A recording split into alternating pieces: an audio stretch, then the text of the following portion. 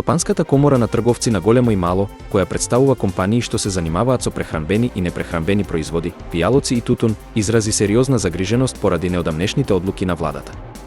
Тие бараат итна средба со премиерот Христијан Мицкоски и министерот за економија и труд Бесар Дурмиши за да ги разгледаат последиците од овие одлуки и да ги презентираат своите аргументирани предлози. Според најавените мерки, владата планира да ги ограничи маржите на основните прехранбени производи, со цел намалување на цените за околу 10%. Меѓу производите кои ќе останат со исто ниво на цени се млекото, лебот, брашното тип 400 и 500, јајцата, маслото за јадење, јогуртот и киселото млеко. Трговците изразуваат загриженост дека овие мерки нема да ги заштитат социјално загрозените граѓани, туку најголемата корист ќе ја имаат потрошувачите со повисоки приходи. Дополнително, тие предупредуваат дека овие одлуки можат да нанесат значителна штета на трговските предпријатија и да создадат неизвестност во нивните идни инвестиции и активности. Македонскиот режисер Ангел Апостолски, познат по своите креативни рекламни проекти, беше ангажиран од Пета за создавање на рекламни спотови за време на најскапото и најпрестижно спортско шоу во светот, Супер Боул. За 30-секунден рекламен блок во ова шоу се плаќа $8 милиони.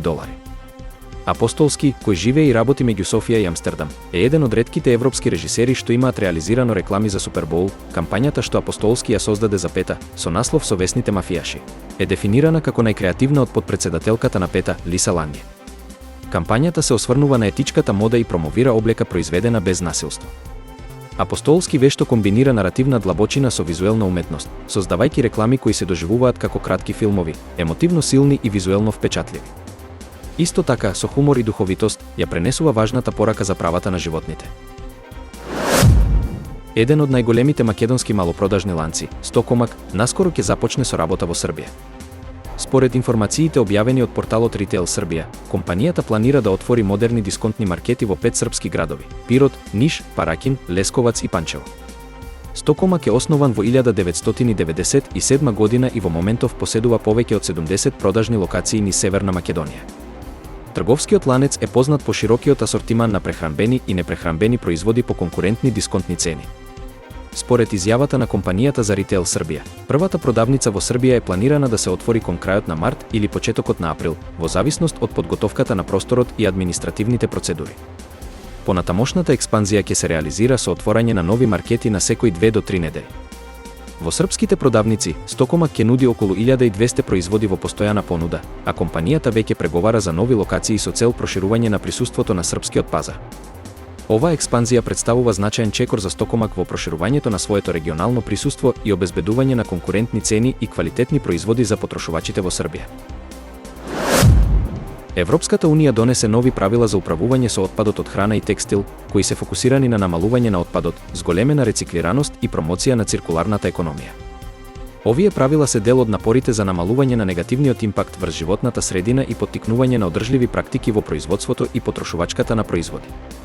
Новите правила вклучуваат обврски за земите членки да ги намалат количините на отпад од храна на ниво на домакинствата и малопродажбата.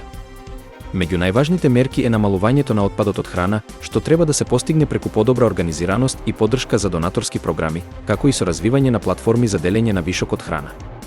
Дополнително, за да се спречи одлагањето на отпадот, планирано е изголемување на процентот на рециклираност на отпадот од текстил, со што ќе се помогне во намалувањето на отпадот што завршува на депонии. Регионот ќе се фокусира и на развој на индустријски процеси кои ќе ја поддржат циркуларната економија, што подразбира поврат на материјалите што може повторно да се користат во производство. Со ова се очекува значително намалување на екстремниот притисок што го врши производството на нови ресурси и намалување на енергетскиот отпечаток.